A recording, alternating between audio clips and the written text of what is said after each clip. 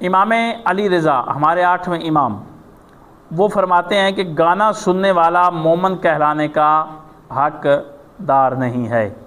یعنی کہ وہ گانا سننے والا مومن کہلانے کا حق نہیں رکھتا۔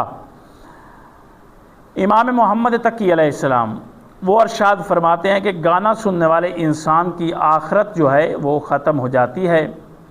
اور پھر اس کی اولاد جو ہے وہ نافرمان ہو جاتی ہے۔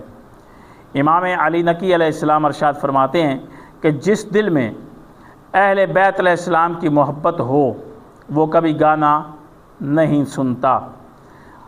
آگے امام حسن عسکری ہمارے 11ویں امام ارشاد فرما رہے ہیں کہ گانا سننا انسان کو شہوت کی طرف لے کر جاتا ہے، گانا سننا انسان کو شہوت کی طرف لے کر جاتا ہے۔ اور پھر امام محمد مہدی آخر الزمان علیہ السلام ارشاد فرماتے ہیں جو گانا سنتا ہے اسے چاہیے کہ میرے ظہور کی دعا مت کرے، دعا مت مانگے میرے ظہور کی، کیونکہ گانا سننے والا میرے سپاہیوں میں شامل نہیں کیا جائے گا۔